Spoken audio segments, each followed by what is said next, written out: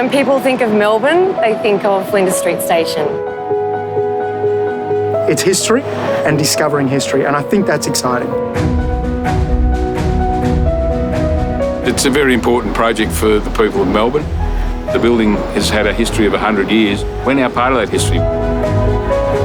The project is about making sure the building is watertight so that no further deterioration occurs. We've also fixed up the exterior and repainted new colours.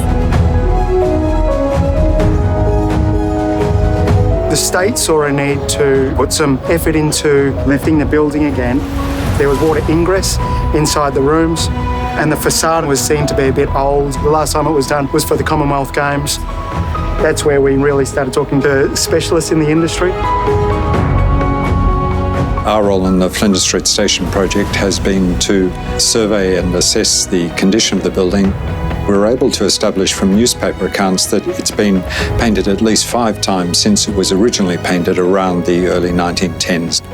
The building, while shades have varied, has been typically repainted consistently in stone colours to the render and dark greens to the woodwork. A lot of work went behind the scenes to make sure we had the right people for the job, pressed metalworks, carpentry work, brickwork. The building's currently covered in scaffolding. We've had to develop a scaffold that cantilevered off the side of the building. It was such a huge win for the project because we were able to separate ourselves completely from the rail corridor. It took 3 months to design. The first few stages was the southwest and the whole of the Flinders Street Station south.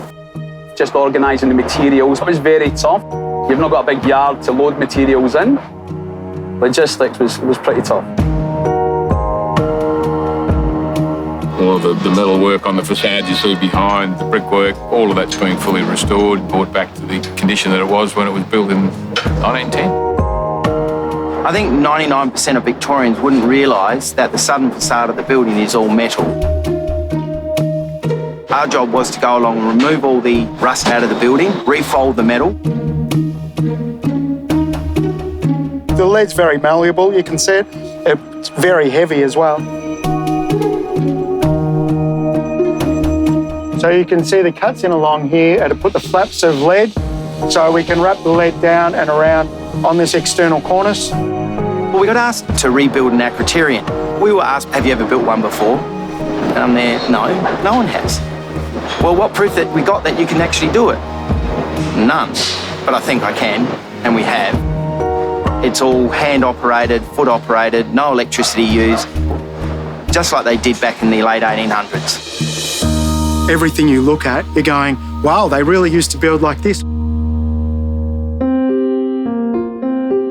The trades that we have on site at the moment are being more innovative with their design solutions. The carpentry work is amazing.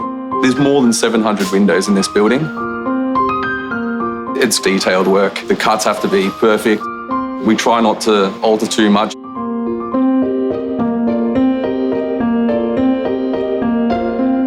It depends on how much actually needs to be done to each individual window.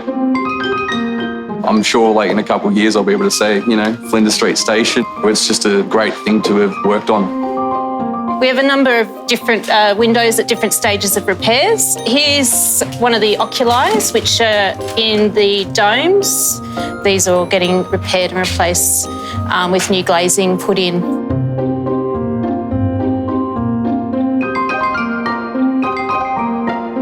The boys who I've got working for me, some of them have been with me for 16 odd years, they actually then filter down and teach the other boys who come on their knowledge. This is without doubt the biggest job we've ever taken on.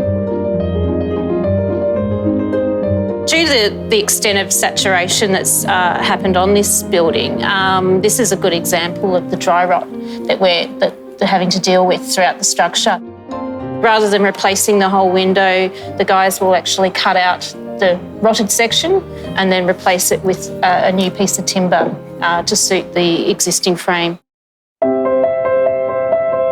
These are the sort of projects that don't come up very often. We work very closely with Development Victoria in the capacity of a managing contractor on the projects. We identified that there are a very niche amount of trades that can do the sort of work that was required to be done here. It's about the right contractors with the right experience to do the right job within this precinct. This is the gymnasium. As you can see, it's a double span structure. We're upgrading some of the seismic or earthquake strengthening in the building to make the building more resilient if we do ever have a seismic event in Melbourne. As structural engineers, how do we get the best protection, seismic protection for the building? And what that does is it protects the building from tilting in a worst case scenario. This is one of the 4 clock faces on the 7th floor of the clock tower. We're changing some of this, so we're making safe access so people can come in and maintain the clock and the mechanisms quite easily and succinctly. We're doing a lot of the repointing of the bricks. There's a few different methods for that. We certainly are passing on skills from person to person. We've got a father and 2 of his sons working on the project. My father and my brother have been working with me the whole time, so it's been a family affair. Such a large building with black lines is quite a rarity, actually. It was done in what we call an Edwardian style. Don't get to do something as big as this every day, and that makes it something special. Passing on that knowledge down through the generations is important, otherwise we wouldn't be able to maintain these buildings and keep them in the shape that they're in today.